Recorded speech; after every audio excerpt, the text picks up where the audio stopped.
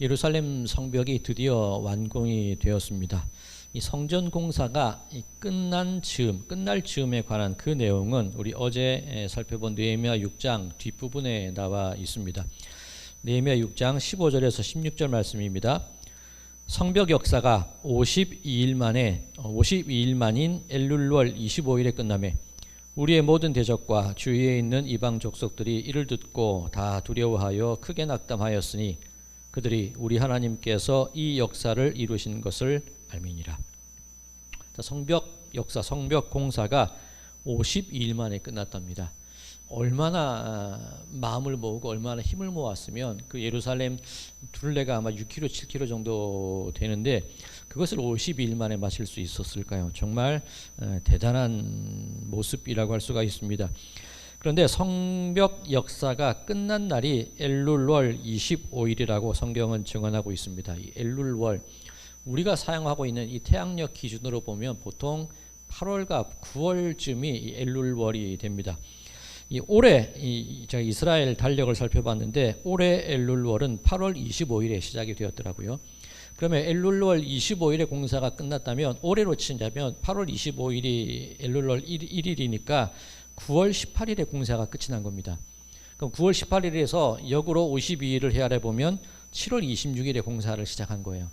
그럼 7월 말에서 9월 중순, 9월 말까지 공사를 한 겁니다. 우리 성도님들 올해 여름 어떠셨습니까? 태풍도 안 오고 가뭄이 이어지는 도시도 있었습니다. 그리고 가장 더운 때가 올해였다고 하죠. 아마 더 더워질 거라고 하는데 이스라엘의 여름은 지금 우리가 덥다고 하는 그 여름보다 훨씬 뜨거운 날씨입니다. 그러면 성벽 공사가 7월, 8월, 9월에 행해졌다면 가장 뜨거운 때, 우리도 지금 한여름에 흙을 나르고 돌을 나르고 성벽 쌓고 일하라 그러면 밖에서 일하라 그러면 힘들겠죠. 올여름도 그렇게 뭐 근로 몇 시간 일하면 얼마도 쉬게 하는 그런 제도를 계속 했던 그런 기억이 납니다. 얼마나 힘들고 얼마나 어려웠을까요? 그리고 느헤미야 5장을 살펴보면 저들이 흉년이어서 곡식이 없었는데 곡식을 꿀 곳이 없었다. 그런 내용 우리가 한번 살펴보지 않았습니까?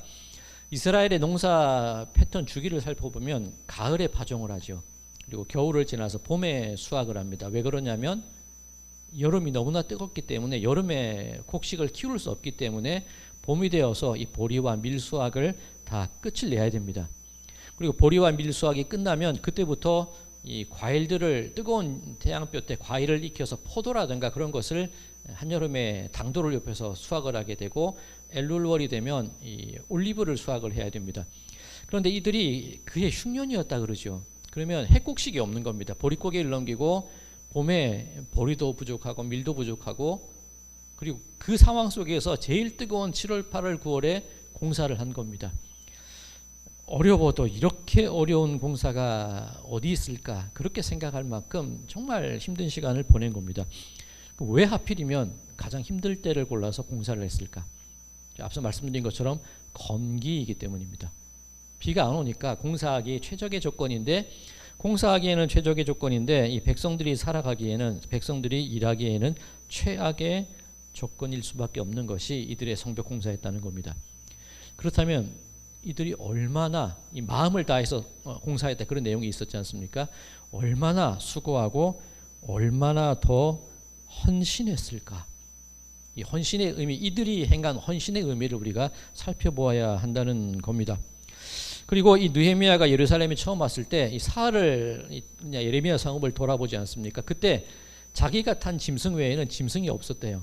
그만큼 예루살렘 이 성읍이 황폐해져 있는 겁니다. 자, 그 성읍의 상황 오늘 본문 느헤미야 7장 4절에서 이렇게 성읍의 상황을 말하고 있는데 그 성읍은 광대하고 그 주민은 적으며 가옥은 미처 건축하지 못하였음이니라.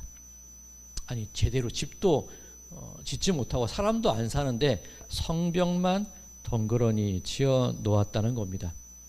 사람이 안 사니까 우리 목동에서도 데려오고 먼 곳에서 뭐 여리고에서 다른 지역에서 데려올 수밖에 없었겠지요. 자, 그런 배경이 있는 겁니다. 이 상황 속에서. 그러니 성벽을 짓기는 지었으되 없죠, 아무것도. 그럼 어떻게 살아야 될까? 나중에 우리 느헤미야 11장에서 살펴볼 내용이긴 한데 느헤미야가 이주 정책을 펼치는 게 잠깐 있습니다. 우리가 지금 예루살렘 상황을 알기 위해서 이런 것들을 한번 살펴보는 겁니다.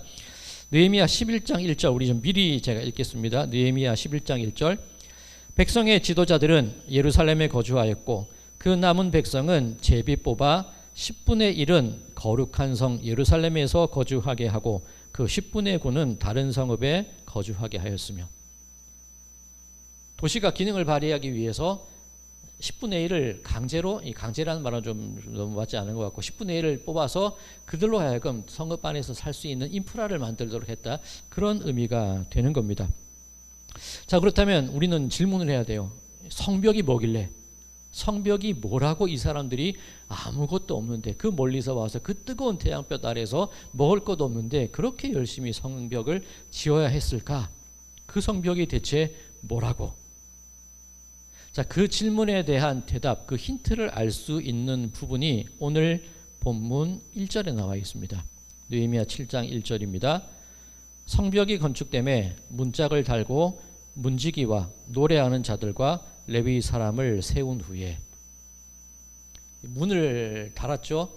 그리고 이 성벽 같은 경우에 이 주민은 많이 없기 때문에 자기 집 맞은편을 방비하라 그런 내용이 있었지 않습니까? 이를테면 이 성벽 밖에 사는 사람들이 자기 집과 가장 가까운 것을 늘 살펴보면서 그것을 방어하게 한 겁니다. 그러면 그 성문은 누가 지키게 하였냐면 문지기와 노래하는 자들과 레위 사람을 그 성벽에 세워서 성벽 문을 방비하게 했다는 그런 의미가 됩니다. 자, 그런데 좀 이해가 안 돼요. 산발락과 사마리아 군대와 많은 이방 족속들이 쳐들어올 때 성문을 지키려면 힘 있는 자들, 장대한 자들, 싸움 잘하는 자들을 성문에 세워야 하지 않겠습니까? 그런데 문지기, 노래하는 자, 레위 사람, 좀 힘 있는 사람과는 관계가 먼 것 같아요. 이 문지기라고 되어 있는데 이 성문지기가 아니라 이 성전 문지기입니다. 성전을 지키는 사람들이에요. 그리고 노래하는 자들, 이를테면 성가대죠. 여기서 말하는 문지기와 노래하는 자, 이 레위인, 결국 레위인이란 얘기입니다. 그럼 우리는 이 의미를 물어야 됩니다. 성벽, 성문을 지키는데 힘 있는 자들, 장수들, 군인들을 세우지 않고 왜 레위인들을 세웠을까?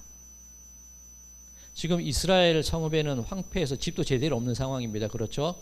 그런데 그 가운데 뭐가 있나요? 성전이 세워져 있습니다. 자, 이 바벨론으로 잡혀갔던 포로들이 총 3번에 걸쳐서 귀환을 하는데 첫 번째 스룹바벨이 돌아와요. 스룹바벨이 돌아와서 성전을 짓습니다. 그 다음에 이 에스라가 돌아와서 말씀을 새롭게 하고 느헤미야가 지금 돌아와서 성벽을 지은 거예요. 나중에 우리가 또 이 느헤미야 속에서 또 이 에스라의 얘기를 또 살펴볼 건데 어쨌든 성전이 지어지고 그 성전의 말씀이 회복되고 그 다음에 성벽이 세워지는 그 과정입니다. 그러면 지금 성읍 안에 아무도 없는데 성전 문을 레위인이 지키게 했다는 그 의미가 뭐냐면 그 성벽을 왜 지었느냐, 우리 그 질문을 하고 있잖아요. 성벽을 왜 지었냐면 지금 이 성벽의 기능은 성전을 지키는 거예요. 성전에서 하나님께 드려지는 예배가, 제사가 회복되고 에스라가 행했던 말씀이 회복되어야만 그 성읍의 기능을 제대로 감당할 수 있다는 기본적인 생각이 이 느헤미야에게 깔려 있는 겁니다. 즉 사람이 살기 위해서, 보호하기 위해서 그 의미를 훨씬 앞선 바로 하나님에 대한 그 예배와 하나님과의 관계 회복을 위한 그 레위인의 행동들, 레위인의 헌신과 봉사들을 가장 먼저 중요하게 여기는 것이 이 느헤미야의 모습이었다는 거죠. 자, 제가 거의 몇 시간 말씀드리는 것 같은데 양문에서 시작해서 양문에서 공사가 끝났다, 이런 의미가 계속 나올 거라고 말씀을 드렸지 않습니까? 여기에도 적용이 돼요. 즉 우리가 성읍을 짓는데, 성벽을 짓는데 그 과정들 왜 해야 되느냐? 하나님의 지금으로 치면 예배, 말씀, 하나님과의 관계 회복, 이것이 우리 인생의 모든 문제들, 얽혀있는 문제들을 풀어나가는 가장 근본적인 출발점이 되어야 된다는 그런 의미가 되는 거죠. 그렇다면 또 질문해 봅시다. 성벽을 짓는 그 사람들이, 백성들이 열심히 일했을 거잖아요. 온 마음을 들여서 일했을 거잖아요. 그 열심이 무엇을 향한 열심이었는지 이제 드러나죠. 백성들에게도 하나님의 말씀, 하나님의 제사, 하나님과의 만남에 대한 중요성을 강조하고 가르치고 그 모든 성벽 공사를 행했다는 그런 의미가 되는 겁니다. 자, 그렇다면 목적 없는 열심이 얼마나 위험한 결과를 낳을 수 있는가는 바울의 예를 통해서 우리가 알 수 있습니다. 바울이 예수님을 믿는 자들을 핍박하러 다닐 때 정말 온 정성을 다해서 진심으로 하지 않았습니까? 그게 하나님을 위하는 길이라고 했죠. 그런데 진심만 있고 열심만 있을 때에는 누군가를 죽일 수밖에 없어요. 내가 마땅히 있어야 할 곳에서 내가 마땅히 해야 할 일을 열심히 할 때에 그 열심이 의미가 있는 거지, 올바른 목적이 없는 상태에서 마냥 열심히만 한다면 그 열심의 끝은 다툼과 분쟁과 죽음밖에 찾아올 수 없다는 그런 얘기가 됩니다. 자, 그러면 오늘 우리가 이 말씀을 보면서 우리 스스로에게 물어야 되는 것이, 나는 지금 열심히 살아가고 있을까? 그리고 그 이전에 내가 행하는 그 열심의 목적과 방향은 올바른가? 그것을 물어봐야겠죠. 우리들의 자녀들 아무튼 열심히 살아갑니다. 뭐 시험이 됐건 취업이 됐건 어떤 인생의 목적이 됐든 간에 열심히 살아가는데, 우리 자녀들의 그 열심이 대체 무엇을 목적으로 하고 있느냐, 그것을 묻고 그것을 깨닫게 하고 그것에 대한 답을 찾아가는 과정, 그것이 지금 우리가 관심 가지고 집중하고 물어야 할 중요한 삶의 문제라는 겁니다. 느헤미야 항상 기도했죠. 항상 신중했죠.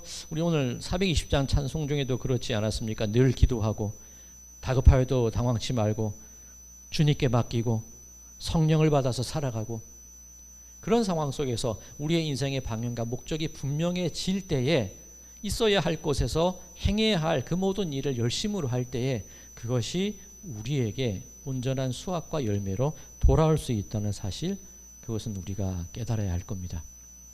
자, 이 부분 이제 내버려두고 이제 다음으로 오늘 본문 5절 이후의 내용을 살펴봐야 될 터인데, 오늘 본문이 굉장히 깁니다. 5절 이후의 내용을 보면 사람들의 이름이 쭉 나옵니다. 누구네 자손이 몇 명이 있고 누구네 제본 몇 명이 들어왔고, 그런 얘기가 이 수십 절 이어지고 있습니다. 우리가 읽기에는 뭐 이게 크게 의미가 없는 것 같고 지루한 내용이라고 생각할 수도 있는데, 자, 이 이름이 쭉 나오는 게 어떤 의미가 있냐면 느헤미야가 인구 조사를 벌이고 있는 겁니다. 지금 성벽은 지었고 성전에서 행해지는 제사를 회복하려는 그런 노력들은 하고 있는데 사람이 없잖아요. 그러면 사람들로 하여금 하나님을 만나게 하고 하나님을 예배하게 하는 그 일이 그 이후에 계속 충당되어 이루어져야 되지 않겠습니까? 그 일을 위해서 이 느헤미야가 인구조사를 하는데, 예전에 이 에스라, 먼저 돌아왔던 에스라가 인구조사를 했던 자료가 있습니다. 그 자료를 받아서 지금 이 느헤미야가 이 7장에서 쭉 그 자료를 살펴보고 있는 겁니다. 자, 이 오늘 본문 5절과 6절입니다. 내 하나님이 내 마음을 감동하사, 이 다윗의 인구조사가 있지 않았습니까? 하나님께서 시키지도 않으셨는데 자기가 우리나라가 얼마나 강대하고 군인들이 얼마나 많을까 한번 알아보려고 자기 마음대로 인구조사를 했다가 큰 역병이 돌지 않습니까? 그런데 이 느헤미야의 인구조사는 달랐다는 거예요. 우리의 세를 과시하려는 게 아니라 하나님을 예배하는 그 자리에 그 예배하는 사람들을 세우기 위한 그 성읍 속에서 하나님과의 만남을 위한 그 준비 과정 속에서 하나님이 내 마음을 감동케 하셔서 예전에 행해졌던 그 인구조사의 명단을 내가 들여다보게 됐습니다. 그 의미가 되는 겁니다. 자, 5절 6절. 내 하나님이 내 마음을 감동하사 귀족들과 민장들과 백성을 모아 그 계보대로 등록하게 하심으로 내가 처음으로 돌아온 자의 계보를 얻었는데, 거기에 기록된 것을 보면 옛적에 바벨론 왕 느부갓네살에게 사로잡혀 갔던 자들 중에서 노임을 받고 예루살렘과 유다에 돌아와 각기 자기들의 성읍에 이른 자들, 곧 이제 이름에서 이름이 쭉 나오는 겁니다. 자, 이제 그 이름의 그 특징들 그 몇 가지로 분류를 할 수 있는데, 첫 번째 7절을 보면 12명의 이름이 나옵니다. 아마 이 12지파를 대표하는 그 리더들이었던 것 같아요. 그리고 일반 백성이 5만 명 돌아옵니다. 5만 명 정도. 8절에서 38절까지입니다. 그리고 제사장이 4289명, 39절에서 42절까지고요. 레위인이 360명, 43절에서 45절까지고요. 느디림 사람이 392명, 46절에서 60절까지 나와 있습니다. 잠깐 이 느디딤 사람이 누군가 그것을 해결해야 되는데 유대인은 아니에요. 그런데 이방인들 중에서 바벨론 포로 돌아올 때 같이 돌아온 사람들이 있었다는 거죠. 그런데 이 느디딤 사람들은 성전에서 하나님의 전에서 여러 가지 허드렛 일을 하는 사람들이 느디딤 사람입니다. 여호수아서에 보면 그런 내용이 있죠. 여호수아가 워낙 광야 그 많은 수많은 그 잡족들과 이스라엘 그 가나안 칠족들과 전쟁하면서 싸우면서 나가는 이야기가 있습니다. 그러니 이 기브온 사람들이 그 소식을 듣고 두려웠어요. 그래서 야 우리 이대로 있다가는 죽겠네 싶어서 기브온 사람들이 꾀를 낸 게 일부러 허름한 옷을 입고 곰팡이 핀 빵을 들고 이 여호수아를 찾아오죠. 우리가 저 멀리서 왔는데 도저히 우리가 이방 등살에 못 사니까 유대인들과 예루살렘 이스라엘과 화친을 맺고 싶습니다. 그 얘기를 하지 않습니까? 여호수아가 화친을 맺죠. 근데 알고 보니까 이 사람들이 기본 사람이었어요. 화친 맺은 것을 파기할 수 없어서 받아들이기는 받아들였는데 성전에서 나무 패고 물깃늘 일을 시키는 게 이 기본 사람들이었습니다. 이를테면 그 사람들인 겁니다. 그 사람들이 바벨론에 잡혀갔는데 바벨론에서 살아갈 수도 있었는데 굳이 같이 따라와서 예루살렘에 거하는 사람들이었다는 그 얘기가 되는 겁니다. 자, 잠깐 지금 말씀드린 이 일반 백성 제사장 레위인 느디딤까지 살펴봤는데 그 인원의 비율을 한번 살펴보면 재미있어요. 일반 백성이 5만 명 돌아왔다고 말씀을 드렸죠. 제사장 가족이 4,289명입니다. 전체의 10분의 1 정도가 제사장 가족이에요. 굉장히 많은 숫자죠. 그 얘기는 이 제사장들 같은 경우에 바벨론 이후 페르시아에 살아가는 것보다 자기가 감당해야 될 어떤 책임, 사역의 무게가 있기 때문에 많이 돌아왔다고 볼 수 있을 겁니다. 그런데 레위인이 360명밖에 안 돼요. 너무 차이 나지 않습니까? 제사장 가족이 4,000명이라면 적어도 레위인은 그보다 더 많아야죠. 근데 레위인이 안 돌아왔다는 거예요. 바빌론 포로에서 돌아와야 하는데 자기 자리를 지켜야 하는데 페르시아에서 이미 자리 잘 잡고 살고 있기 때문에 뭐하러 그 황폐한 땅에 돌아오냐는 거예요. 레위인으로서 가지지 말아야 할 생각이겠죠. 자, 레위인이 360명인데 느디딤 사람은 392명이에요. 오히려 더 낫지 않습니까? 이 느디딤이라는 사람들 원래 숫자도 적었을 건데 와봐야 성전에서 나무 패고 물 깃는 사람들인데 레위인들보다 더 하나님의 전에 대한 사모함이 이들에게 있었다는 거죠.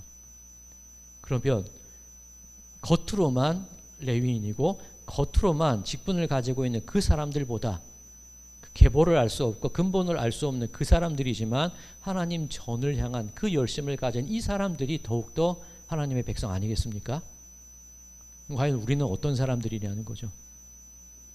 직분자 혹은 그리스도인이라는 이름만 갖고 사는 사람들인지 아니면 정말 이름 없이 빛도 없이 하나님과의 교제와 만남을 위하여서 다시금 어려운 자리라도 내가 돌아갈 수 있는 그 마음이 있는 사람들인지 있어야 할 곳에 있는 사람, 해야 할 일을 해야 하는 사람들인지 한번 우리를 돌아보자는 겁니다. 자, 계속해서 그 이후의 명단 살펴보겠습니다. 62절에서 62절을 보면 계보를 알 수 없는 사람이 642명이 나와요. 유대인이 아니고 성전에서 봉사하는 느디딤 사람도 아닌데 그냥 같이 따라온 사람들이다. 출애굽할 때도 잡족들이 섞여서 나가긴 했습니다. 그런 사람들이라는 거예요. 자, 그런데 이 계보를 알 수 있는 사람도 역시 돌아왔죠. 그리고 이들에 대한 어떤 차별이나 어떤 반발에 대한 그 거부의 내용이 안 나와요.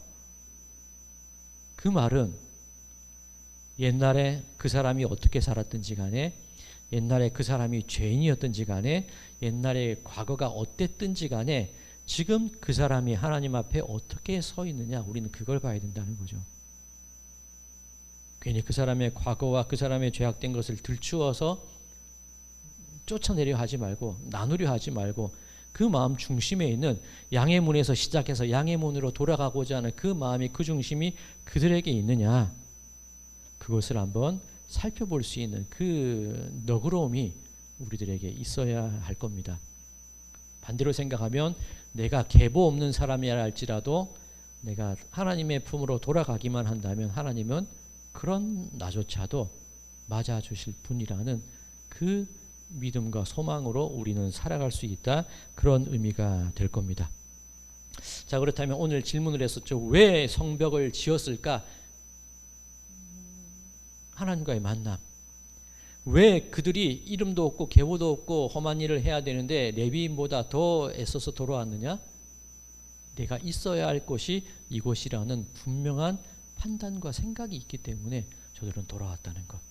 그럼 우리들 역시 있어야 할 곳에 있을 수 있는 마음, 해야 할 일을 알고 그 일을 열심을 다하는 그 사명의 자리에 우리가 돌아오게 될 때에 그 인생이 바로 회복되는 인생, 세워지는 인생, 강건해지는 인생이 될 것이라는 얘기입니다.